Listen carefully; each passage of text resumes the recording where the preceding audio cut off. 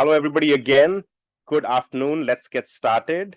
Welcome to the webinar today, Overcome Candidate Drop-Off Challenges with AI and Automation. It's no secret that we're going through one of the most unique eras in the recruiting industry, and I'm incredibly excited to have Wickersoft on the webinar with us today to share some thoughts on the state of the industry, as well as using automation to solve some of the recruiting pain points, including candidate drop-off.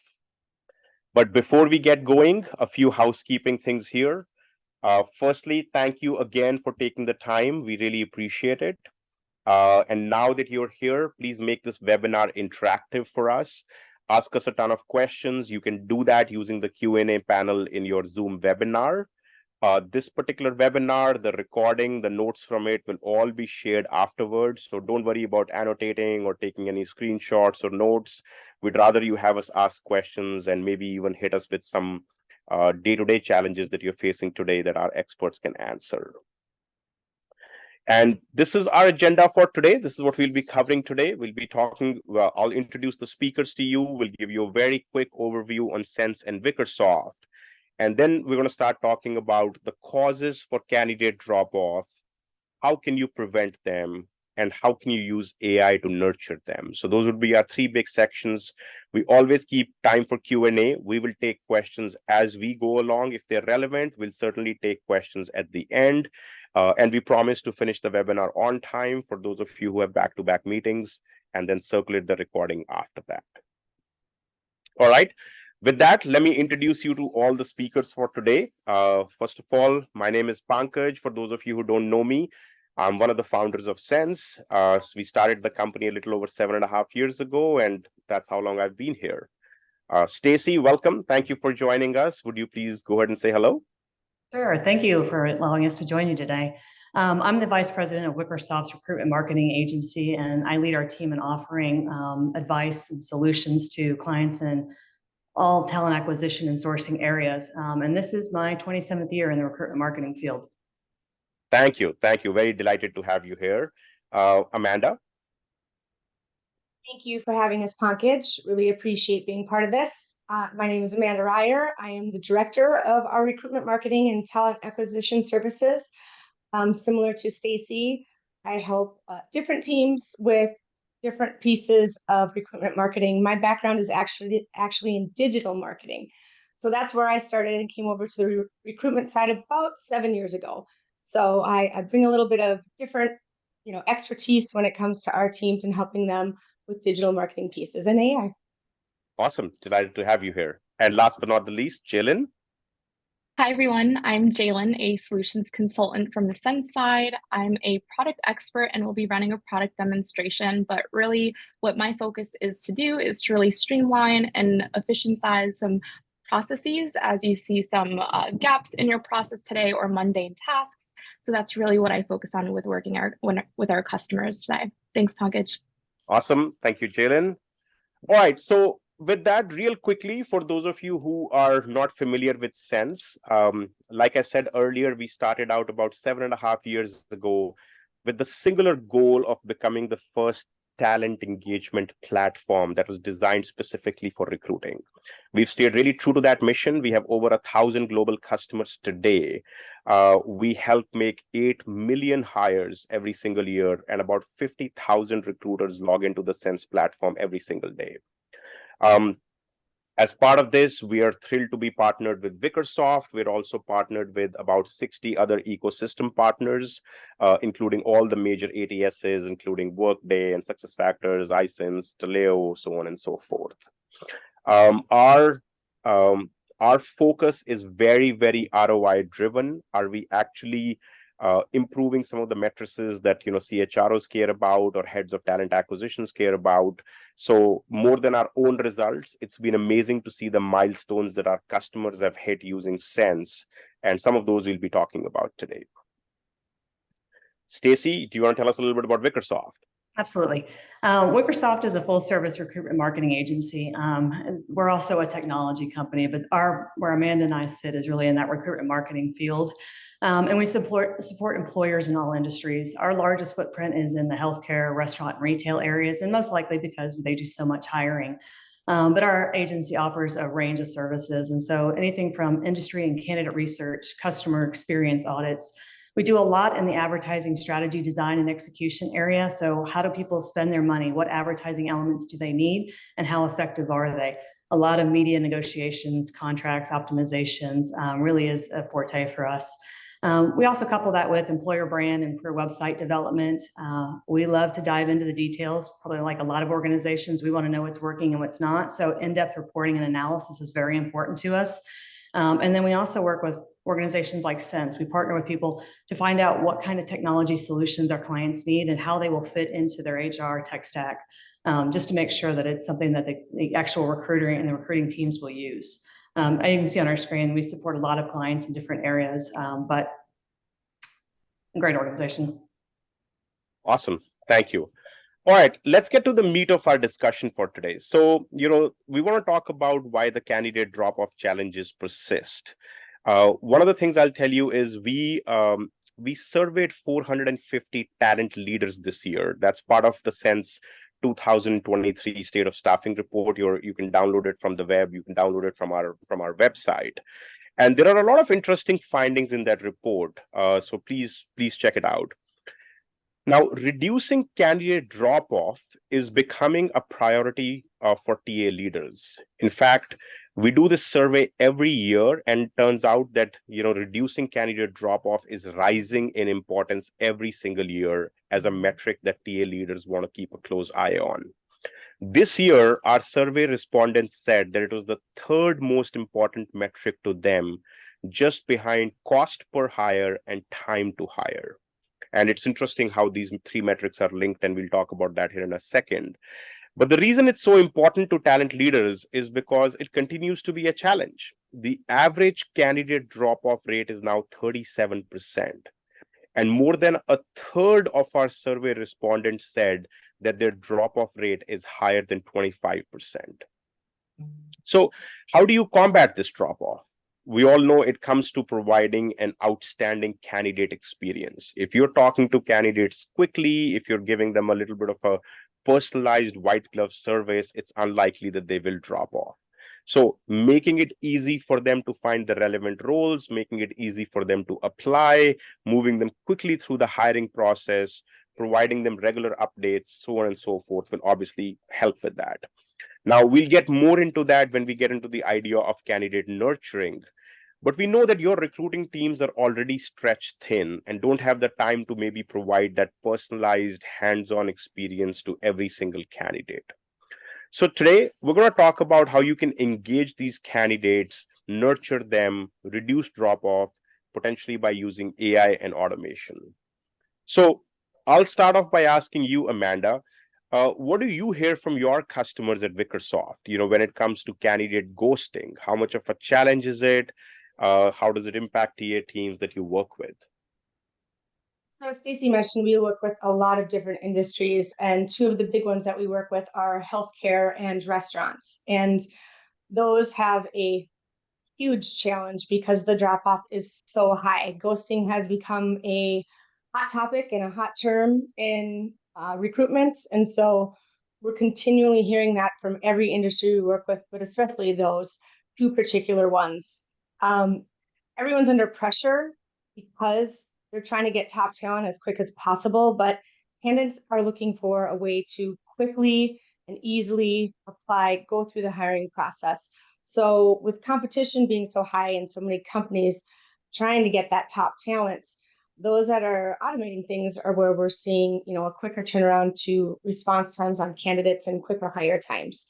So the ones that aren't, automating things or maybe not using different pieces of AI, or where we're hearing a lot of the pain points and, complaints really from the recruiters and their teams. Yeah, no, that's super interesting. One of the stats I read recently, and it still blows my mind, is, even today there is talk of how 56% of candidates report that they will apply to a job and never hear back. So those are people who essentially are just going into a black hole. So obviously, if your particular organization starts to have that reputation, because everything is pretty open and available to everybody nowadays, then you're just going to lose out in talent. Thank you for sharing that. So, but let's talk about what's the impact of candidate drop off. Why is it such a problem?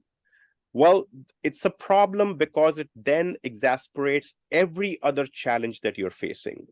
So remember how I previously mentioned that during our state of staffing survey, we found out that the number one and number two metrics that are important to TA leaders are cost per hire and time to hire. That's the ones they're most concerned with. Now, if candidates are dropping off, it basically brings both those metrics down. It has a negative impact on both cost per hire and time to hire. It's obviously very clear and natural on why that happens. When somebody drops off, the hiring process extends, and that essentially means you're incurring sunk cost on a candidate that you're unable to proceed with. Secondly, one of the other things that we found out from that survey report is that improving productivity is overwhelmingly the biggest goal for talent leaders this year. Everything I see on LinkedIn is about efficiencies, efficiencies, efficiencies. This was now cited by over 75% of the survey respondents. It is ahead of increasing retention. It is ahead of increasing referrals. It is ahead of cutting costs. All of those three things that in any other year would have been one of your greatest hits, this thing is ahead of that by a wide margin. But of course, if there is candidate drop off, it hinders productivity. It forces recruiters to go back to square one and start the process all over again. So the takeaway for me is that the candidate drop off is actually the root cause of most of the other challenges that you're facing and most of the other matrices that you're trying to improve. If you can successfully bring down the candidate drop-off rate from the 37% average that we talked about earlier, you'll reduce cost per hire, you'll reduce time to hire. So Stacy, maybe you can educate us a little bit more on this. What are some of the biggest impacts that you see with candidate drop-off? You've touched on a couple of great ones. I mean, hindering the recruiter productivity, I think, is a huge one because if they have so many recs on their desk, I mean, they're going to have to start over again, not necessarily start over, but continue that cycle of people continue to drop out of the pipeline. But I think the biggest one that we hear is the financial impact. We work a lot with our clients on budgets, the recruitment marketing strategy. How are we going to spend those dollars? And as soon as we start to see that candidate drop off, there's times where they have to go back out and re-advertise or reconnect with candidates, which is taking time and money. So it makes up a large portion of that TA budget, and we want to make sure it's used wisely. And when we have the candidate drop off, we don't always see that the budget is actually used in the right way. I think it also, when you're talking about the financial aspect of it, I think it also goes to the profitability of the organization. Depending on the positions you're filling, if you have those positions open, you may not be as profitable because you're not able to fill the positions. You may not have salespeople in their roles. There's a lot of things that can be impacted by the fact that the recruiter can't get a candidate to go through the entire process successfully. One thing that I'd like to touch on that might not be as evident is a morale issue. Since COVID, or maybe prior to COVID, we were all doing more with less. And so we have less people. And so if everybody's doing a little bit more, and then you have positions open, you have individuals within a team that may be carrying a lot of workload, which may be a burden to them. It may increase the attrition rate that you have in your organization. And so I think there's a lot of things that aren't as visible as something like on a budget that will impact if a candidate drop off continues and we can't get the right people into those seats. Yeah, no, that's an interesting point. Even I work with obviously, hundreds of our customers closely, and you would think that, with the economic conditions that they are today, that there'll be a lot of candidates, but everybody keeps telling me that it is now taking them longer and longer to fill candidates. So it's interesting. I read a stat that said when somebody's applying for a job, especially in the industries that you're talking about, restaurants, retail, high volume, they're applying to 12 jobs at the same time. They're essentially wanting to get a job quick. And obviously, they're going to talk to somebody who responds to them first. But there are going to be 11 other organizations where they're going to be one of these statistics where the candidate dropped off. Absolutely. Cool. Okay, awesome. So I'm super curious. I mean, why are candidates dropping off at such a high rate? I mean, it's a major impact. It begs the question: why is it happening so at such an alarmingly high rate? Amanda, thoughts on this? The first and I think most obvious is the hiring process is way too long. Everything is automated now. We like things quick and simple and fast. And so applying for a job that has a long process, the ATS system is just many, many screens and a lot of different fields. It's taxing for candidates and they don't want to do it, especially when they most likely have a resume already done. And so if they're uploading a resume and still having to fill out other information, they just don't want to have to do it. One of the recent HR tech studies that came out said that 8 out of 10 candidates that start an application from desktop won't complete it, or will complete it, sorry. So 8 out of 10 will, which is less than 10%. And then if we look at it from a mobile device, which is where many people are filling out, their applications, 1 to 2 of them will complete an application out of 100. So if it's not easy to do, they're just not doing it. And that leads to the next part that you see on here, candidate dissatisfaction. They're in the driver's seat right now. They want to be able to be quickly able to do everything. So they're in the driver's seat. And if it's taking too long, then they're not going to continue on. The other part is sometimes based on the ATS that people are using, a recruiter may not even know that somebody's applied for the position for a couple hours, a day, 3 days we've seen with some ATSs. So it's really a long process even after they have applied for the position.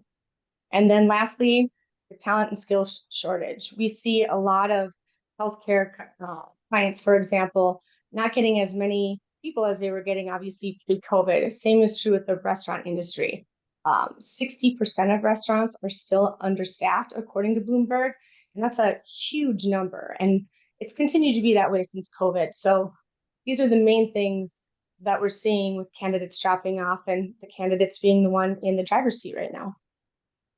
Yeah, no, thank you for sharing that. This resonates with me a lot. I'll tell you that when we start talking to, well, our now customers, but back in the day when they were prospects, um, as a general practice, we would go on their website and apply to a job, and then we'll go back to them and say, "Hey, did you know it took me 30 minutes to get through your job application process, or did you know?" I was so frustrated that I was willing to give it up like 7 different times. We just did it because we wanted to bring this data to you during your demo, but no other candidate is going to do that. Um, it's oftentimes a revelation for people. We've had companies that have essentially told us there are 27 different steps in their hiring process, and then they actively work with us on reducing that to 5 or 10. And eventually, we'll talk about how AI can help you reduce that to zero. In some industries, when I say zero, in some industries, customers are challenging us to go from what's called hello to hire in 30 seconds. Like somebody comes to your website, you've never met this person before, they don't exist in your applicant tracking system. This is a brand new person who just sauntered onto your website. And could you create an experience for them on your website that 30 seconds later they actually have a job, and 30 seconds later you can tell them you're selected for this, now we just got to do some ID verification and so on and so forth. So super interesting that you bring that up. Yeah, That's amazing. I mean, oh, go ahead, Amanda. Sorry. I was just going to say that is a big part of what we do for our current clients and our prospects as well, is go through the actual process from beginning to end. And we even look at the employer brand, the social media, how are they getting the messages out there, and do a full scope view, because a lot of times they aren't seeing it when they aren't doing the applying themselves. So I do think it's a great thing to continue to do that for clients, prospects, whoever may be on both of our sides. And I think we have to stop being handicapped by the applicant tracking system. So many times we hear we can't shorten it because the applicant tracking system won't allow us to move a portion of it up or be able to do something. And so I think with automation, I think it does help. And I'm hoping that clients or employers aren't fearful of the automation, because it can make the process so much easier for the candidate, which gives the recruiter a better efficiency, as you talked about earlier. Yep, absolutely. In fact, I'm coming across some forward-thinking employers now who basically say, "Hey, we understand the ATS is a monolith. We can't really change it overnight, but let's put an automation layer that can interface with candidates quickly. And once there is a definitive result on here is a person we want to pursue, we can write that back into the ATS." Okay, awesome. All great points. So, all right, candidates are dropping off at a high rate. This is obviously one of the biggest problems the TA leaders are facing. This is obviously an issue. So, blah, blah, blah, blah, blah. How do we prevent this? So how do we prevent this with candidate nurturing? How do we prevent this? Can we maybe talk more about what is the idea of um, candidate nurturing, and how can that prevent drop offs, lead to a better candidate experience? So, Stacy, Amanda, I'll open this up to both of you. Maybe walk us through the concept of what candidate nurturing means and how it helps. Oh, absolutely. And I do think it helps with the candidate experience. And that's one of the pivotal pieces is how do we improve the candidate experience? And there's a lot of ways to nurture the candidate along the process.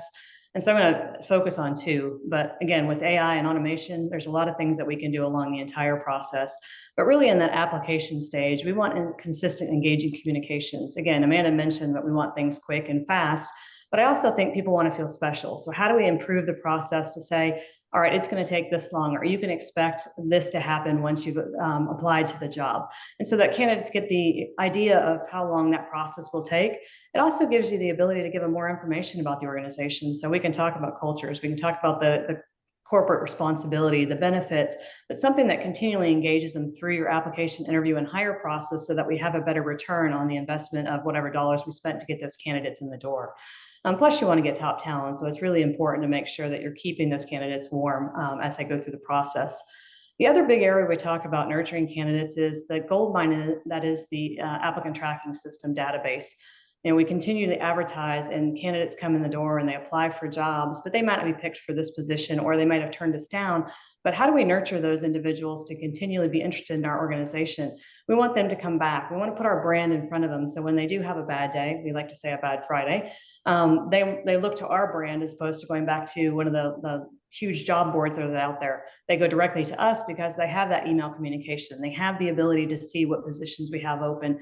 And when we say this, we do not mean send mass amounts of job titles and job positions out to your database. We're talking truly about putting targeted communications together, whether that's based on the position or the location, but really kind of emphasizing what it's like to be in that role. And I think Amanda's going to talk a little bit more about how these are designed, because she works with our clients directly to develop the content that would go into a campaign.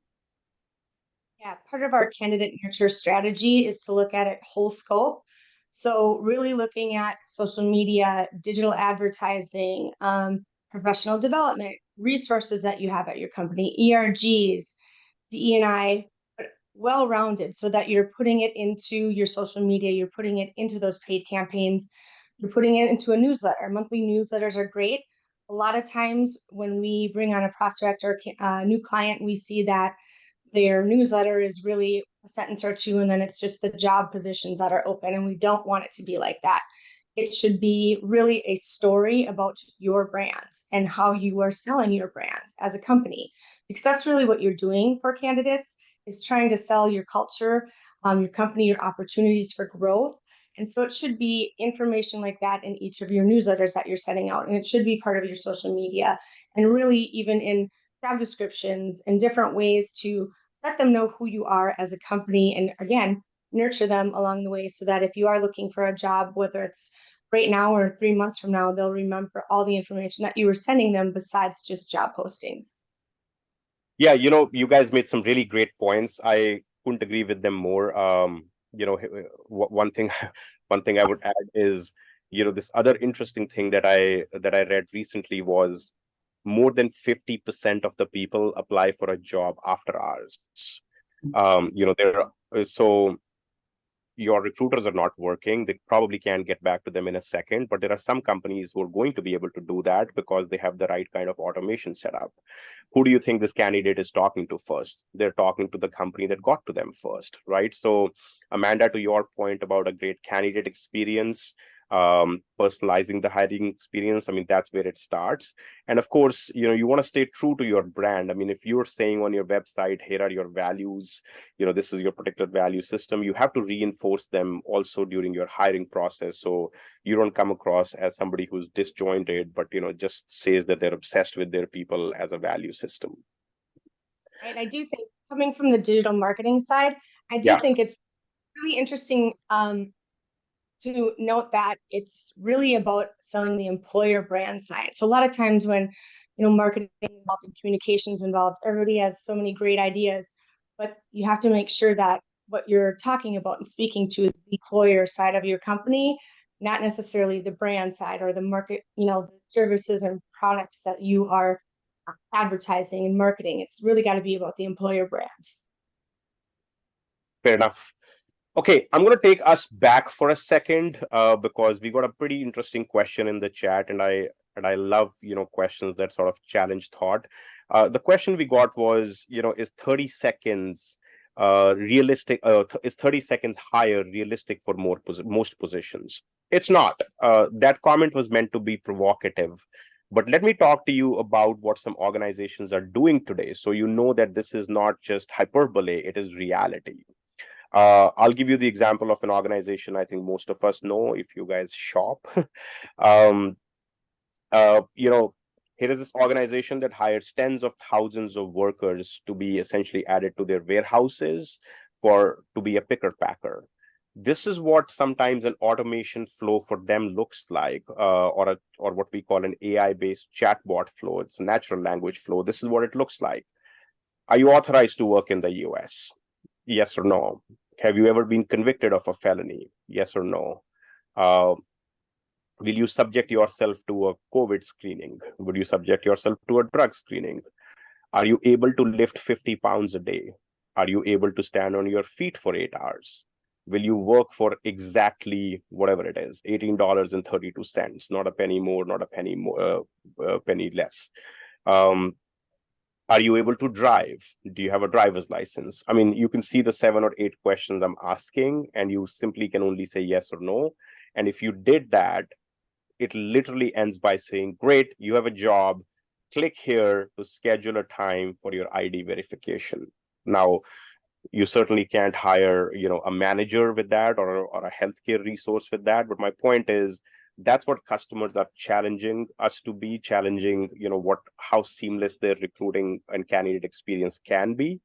And for others, maybe you're not going to get to a hire, but you're certainly going to get to a point where you can pre-screen them.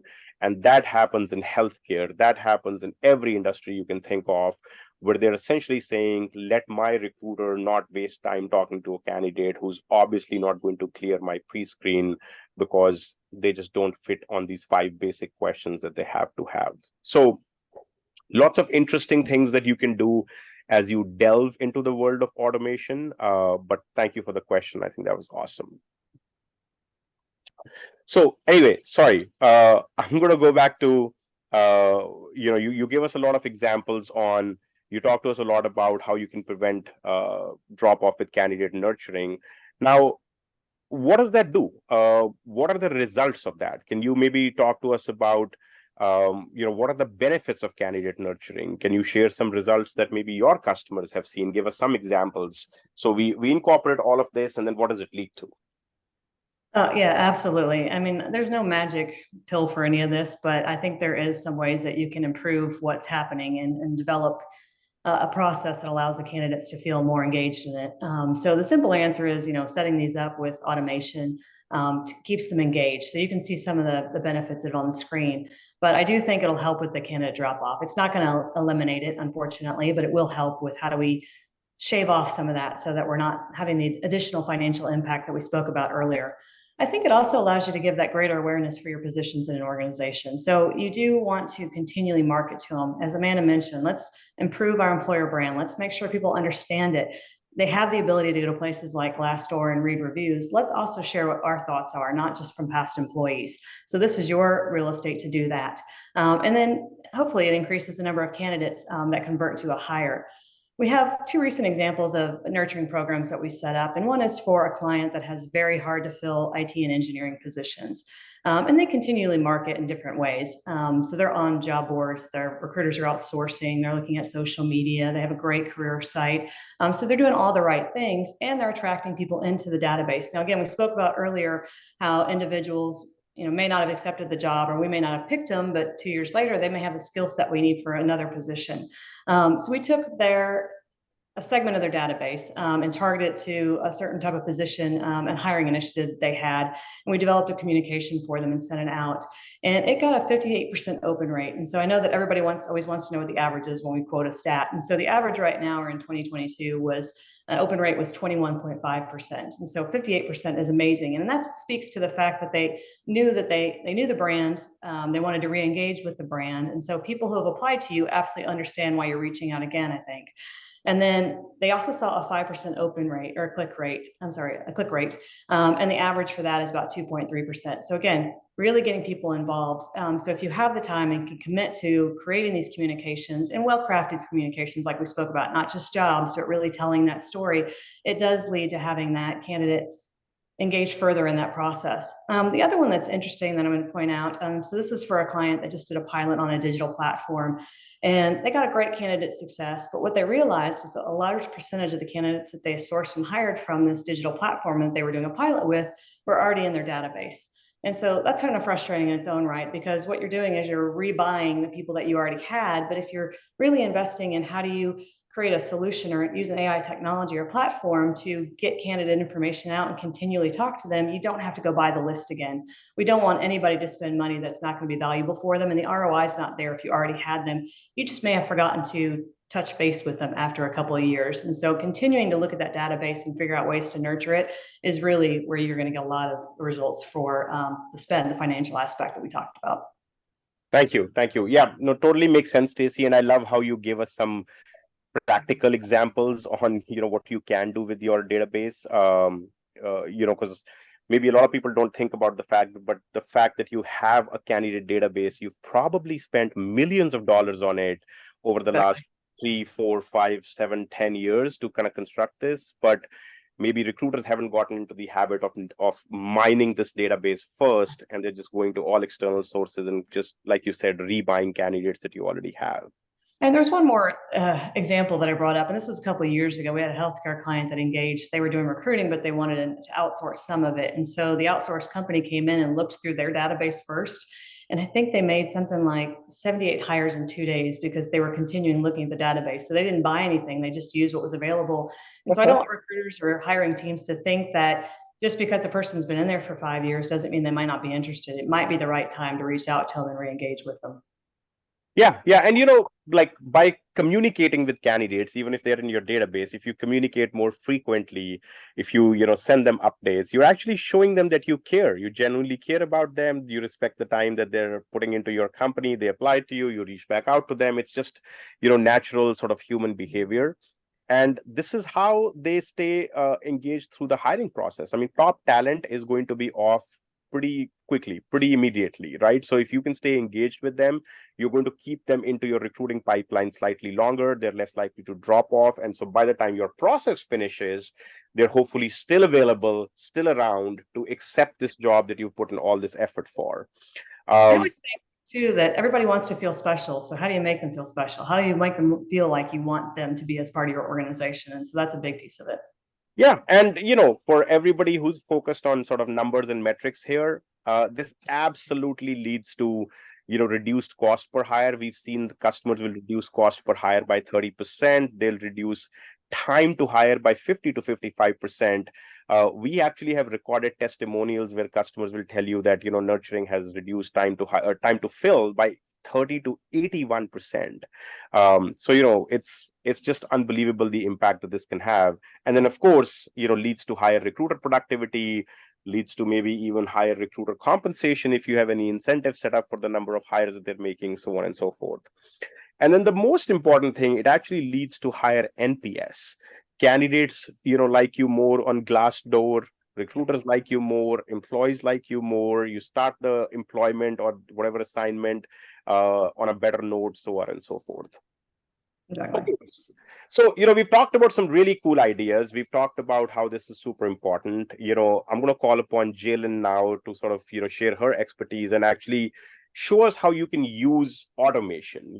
This what you're going to be seeing are what we call sense journeys, but see the automation to understand how you can engage with and nurture candidates through every step of the hiring process, not just when they apply to you, but like throughout the process until you get them hired, started, and then even beyond that as they become an employee. So your recruiters don't have to invest any time in this. This, as you would expect with automation, happens automagically behind the scenes once you just set up a few journeys. So Jalen, if you don't mind, maybe walk us through how we can nurture candidates using sense journeys, and how easy it is to set these things up.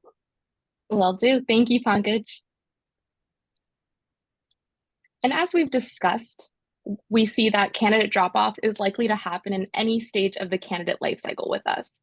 And I'm going to go ahead with walking us through how Sense can solve for candidate drop-off within any step stage of those life cycles they might experience today. Sense is an automated communication tool that can trigger automated touch points to your candidates via email or text message with strategic timing or triggers, along with the right content to the right people at the right time.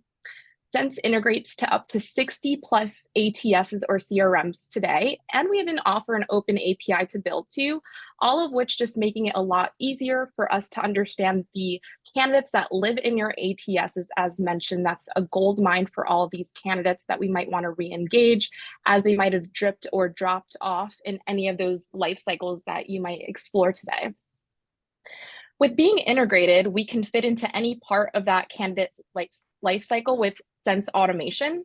Here's a monthly newsletter where we might go ahead with including your branding efforts like animation, videos, and landing pages that you might want to redirect your candidates to, with different job postings and many other resources that you might want to include here.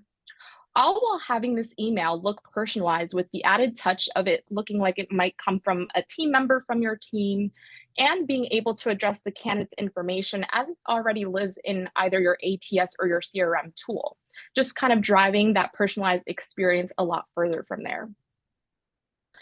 Our campaigns are a series of different emails and text templates that can fully be customized and created with different triggers of your liking. So if, for example, a candidate is in a nurture campaign because they might live in some kind of inactive status and maybe this first newsletter didn't do the trick, well, this campaign can go ahead with having a cadence of maybe like a monthly run to it so that we're hitting the candidate at the top of every month with different variety of content coming from your company's branding. And here might be another variety in that next month where now I might want to toy with Sense's dynamic survey tool, where we can easily embed a dynamic survey into any of your email or text templates, which will help drive not only the outreach, but operationally your recruitment team's efforts. Like, hey, if someone did say that I was interested in a job opportunity, this might drive additional questions to the candidate and have those questions redirect to your recruiter. Or if a candidate said, no, I'm not interested at this time, well, let's go ahead with pausing this campaign for that said candidate for the next 2 months and let them forget our branding a little bit and come back at the end of year to circle back if their interests have changed. So just smart features allowed within the Sense automation to really drive a more human experience, although we are automating some of these efforts. And that is how a candidate would automatically be nurtured with Sense automation and be able to automate some operational recruitment tasks. So now I'm going to go ahead with showing how an admin can go ahead with creating this campaign from the back end of Sense. And as Pankaj started off with, this is something that we kind of set and forget. A campaign is created only once unless you want to come in and change something about the email or text template that's being sent out. So once this is set up, all of your recruiters can reap the benefit of it. Within the Sense platform, when creating a journey or a campaign, essentially, we'd be able to target exactly who you want to pinpoint at this time. Whether it be recently rejected candidates, it could be candidates who fit a specific skill set or job title. Certainly, there's different industries that you're supporting today, and we would be able to fit into any of them. So there's no limitation to what Sense could hit, but essentially you can personalize these campaigns so that they're focusing on specific job titles, and we can create content that targets those job titles.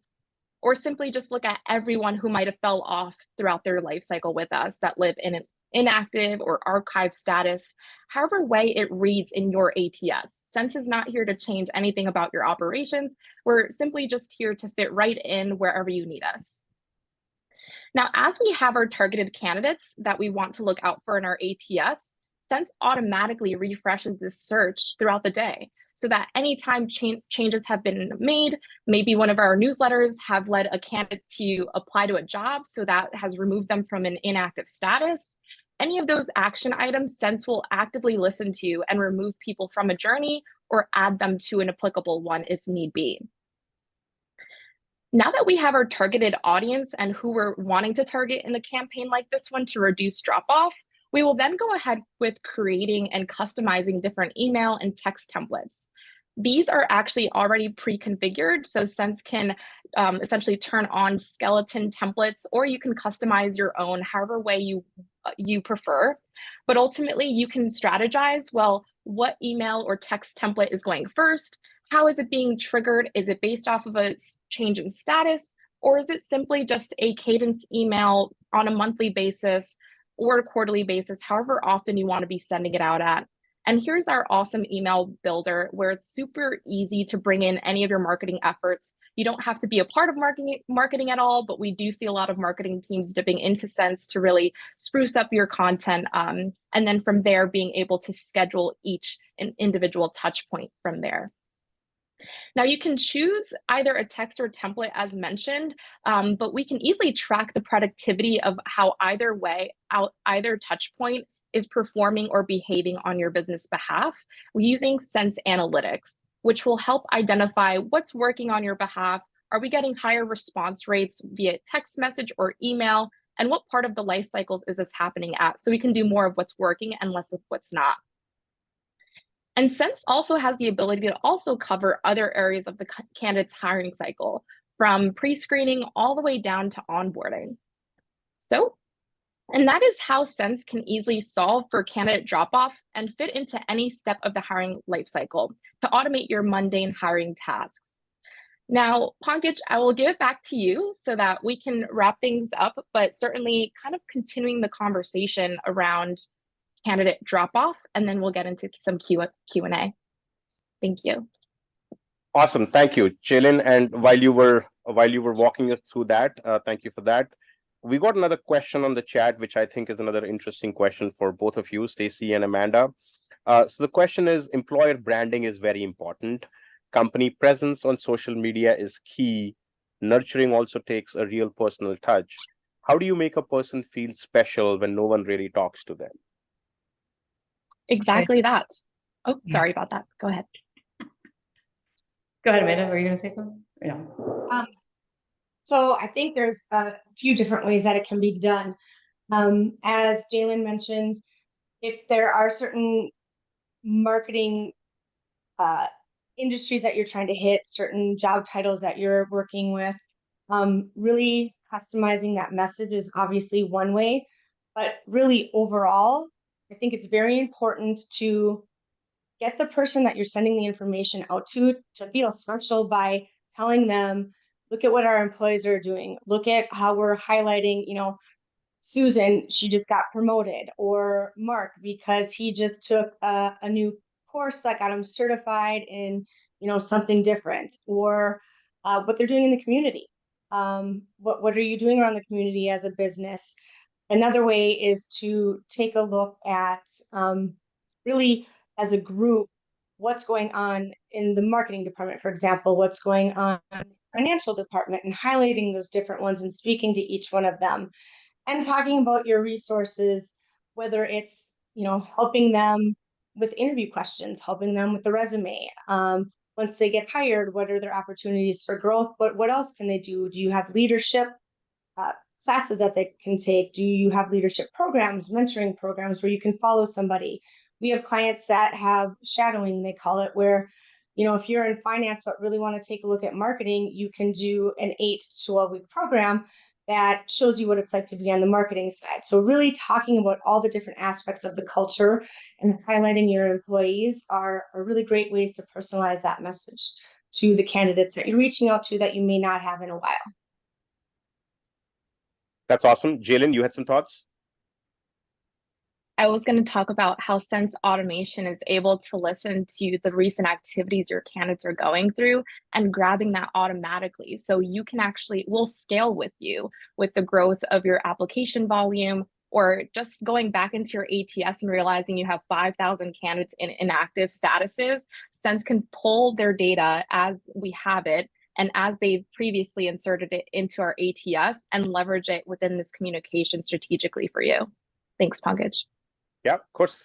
All right, we've got another question. What are the challenges that recruiting organizations face when implementing these nurturing strategies, and how can they overcome them?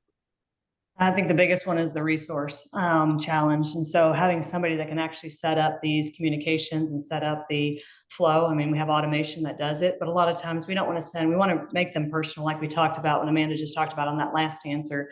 And so how do we target the communications? And so a lot of it is people get overwhelmed. They have their daily lives. They don't know how to do the content or the images. And so that's where we help a lot of our clients. They have the platforms to run these, but they don't necessarily have the bandwidth or the experience to decide what to put in any of the communications that we send out. And so sometimes you do have to reach out, whether that's an internal marketing group or an agency, if you work with one like ours, so that we can help with making sure we're setting them up and having the proper communications that go to each person or each group that we establish. I do think it's important to include different teams. So the talent acquisition and recruiting team, communications team, marketing team. It is important to have somebody speak to, different pieces that you might be sending out. And again, whether that's one person that collects all that information from the different teams or an agency, it really gives you a nice piece from, the different departments within your company and isn't coming just from talent acquisition every time. Awesome. Thank you. We still have a couple more questions coming in. I'm going to get through this last slide because this is our last slide, and then we can maybe spend some time on Q&A. So I think lastly, I wanted to touch upon, we talked about this at the beginning, how can AI help? I mean, obviously there's automation, there are nurturing strategies, some are offline, some are online, but what do we mean when we say AI can help with this? So there are a host of new AI features, and obviously Jalen can show you all of those at any point within Sense even, that will help recruiters automate many of the repetitive tasks that they're doing, right? I mean, the idea is you want every recruiter of yours to become the carbon copy version of your best recruiter. Just don't spend any time on mundane tasks that don't have enough ROI, that just kills your productivity. So the one thing AI can now do is job recommendation for candidates. I think Stacy talked about this, or maybe it was Amanda, which was a great point. Oftentimes candidates will apply to a job. They don't know that they are the best fit for this job. Or even if they did, they probably don't know that there are 4 other jobs in this company that maybe pay you more, that you're an even better fit for, because either you didn't look at all the jobs, or maybe they were not easily discoverable, so on and so forth. But AI does know that. AI would be able to instantly match candidates to jobs. So not only are you bringing the right candidates into your hiring funnel, you're also personalizing their experience as they come in, and you're saying, this is why I think you're a good fit for this job. You should be moving forward in this process. So, it's very targeted, and it actually gives, think of a candidate who otherwise is just going to get rejected, but their experience now is, wait a minute, you may not be a good fit for this role, but you're a great fit for 3 other things. Without AI, you would typically be just saying, I'm sorry, you're not a great fit for this role. Please stay in touch on other jobs. The second thing AI can help you do is text and email generator. We can, this generative AI that we talk about nowadays a lot, and this is already a part of Sense. How essentially do you write text messages better? Sometimes if you're about to send somebody a message that says, hey, want to look at a new job? You can literally press a button and choose for AI to make that message friendlier, longer, shorter, more polite, less polite, like whatever you're going for that day, whatever you're going for, you don't have to sit down and think of content. It can actually do that.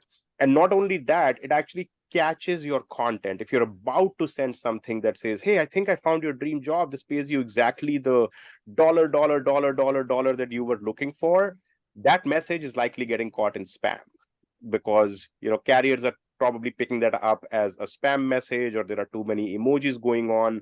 But with AI, before you even send it out, there will be something prompting you saying you might want to rethink this.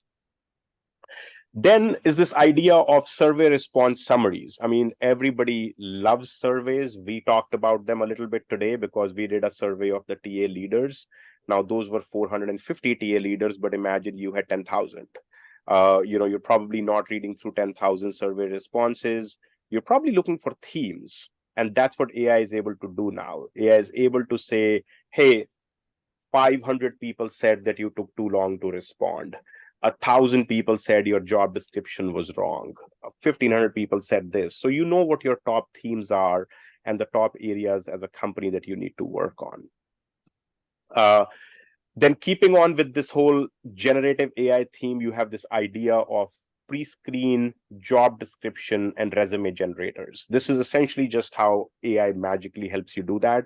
If you have a job description, AI can look through that and say, here would be the 6 pre-screening questions I would ask. So if you are not the recruiter who understands this particular job the best, or as we know, recruiters today can be saddled with hiring for 9 different roles, and they may not be experts in each one of them. You can actually get your pre-screening questions not only auto-generated, you could actually have those pre-screening questions be auto-converted into a chatbot, so you can actually ask them using natural language. Conversely, you could create a job description. So if all you were like, hey, I want somebody who does this and that, and this years of experience and that skill, if that's all you wrote, because you don't have a job description, it'll convert it into what looks like a nicely written half a page, full page job description. And then, like I said before, you can make it shorter, longer, more descriptive, so on and so forth. And the same thing is very, very applicable to candidates.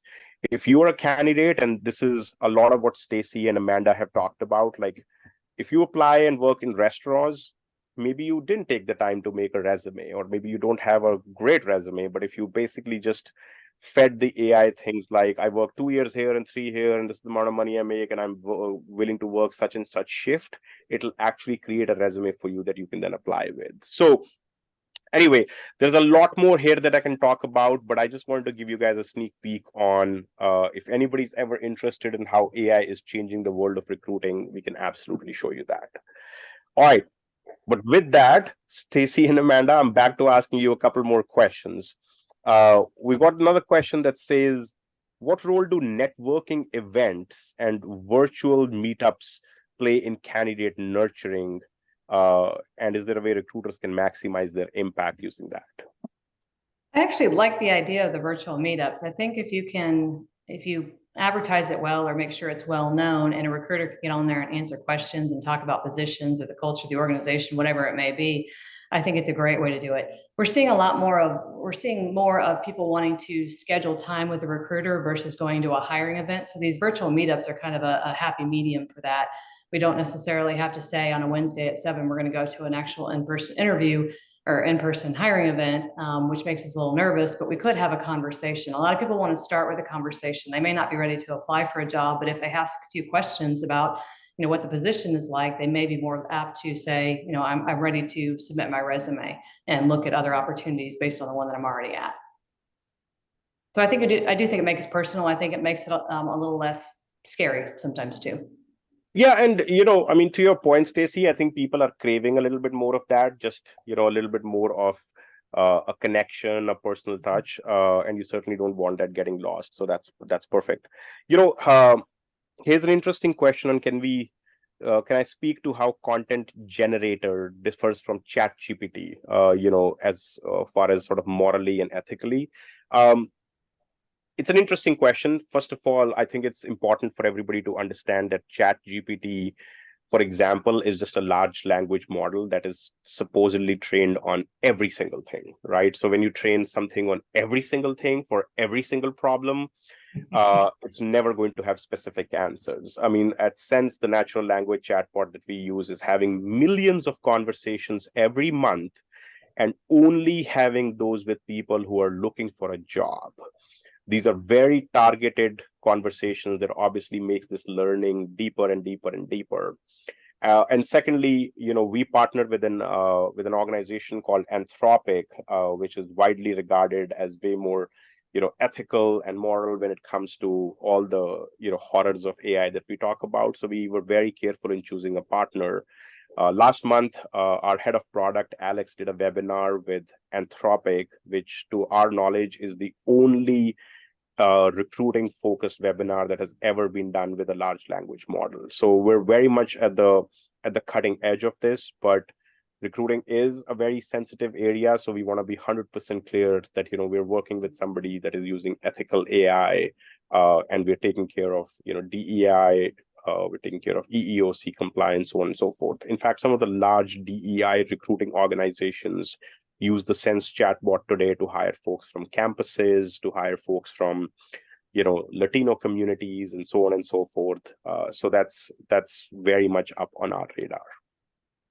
Okay, thank you for answering that, Pankaj, because I think that is an important part of our partnership with you, is that you guys are looking at that, and it is one of the questions we get asked often by our clients, or how are we using, different AI for talent acquisition, and it being so personal and so different than, again, trying to sell a product or a service from the brand side. It's important to have those ethics and the morality check, if you will, when we're using things that relate to people. So I appreciate you answering that question.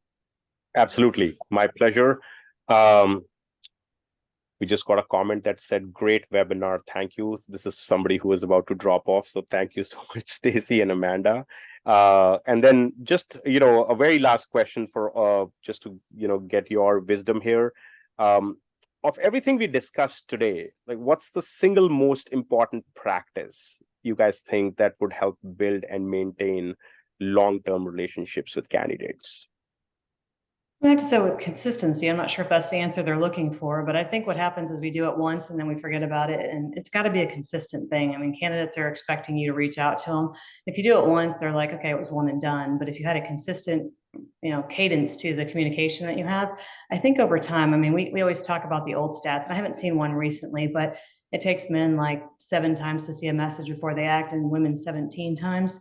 So it has to be consistent so that you can make sure that you're attracting that audience and having them take an action. And I think that goes with anything on the web. I mean, you're talking about those ads that follow you around. This is the same kind of thing that we have to do in recruiting, is make sure that we're in front of the audience with our brand. Absolutely. I think that's yeah, go ahead. No, so I was going to say the only thing I would add to that is making it a personal consistency. Again, trying to talk about the culture, and I've said it probably 15 times already on this webinar, but really making it personal and about your employer brand side. So that consistency, and not just a job posting. Yeah, I think you stole the words out of my mouth, Amanda, and I was going to tie them back with what Jalen said earlier. There is no better way for you to be consistent and personalized than using automation, right? I mean, automation is basically going to make sure you're consistently reaching out, whatever your cadence are. You're wishing them a happy birthday, you're wishing them happy holidays, you're wishing them happy Christmas. Like, it's just going to happen. It doesn't matter that somebody's birthday falls on a Saturday. They're just going to get that message. They're always going to get it at 9 a.m., always going to get it in their time zone, so on and so forth.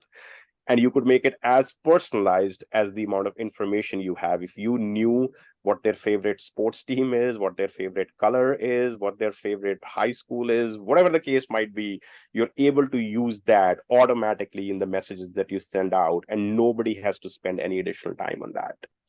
But anyway, we're coming up on the hour, and we promised everybody that we will finish on time. So I'd love to thank Stacey and Amanda. Thank you so much for taking the time to share your wisdom with us.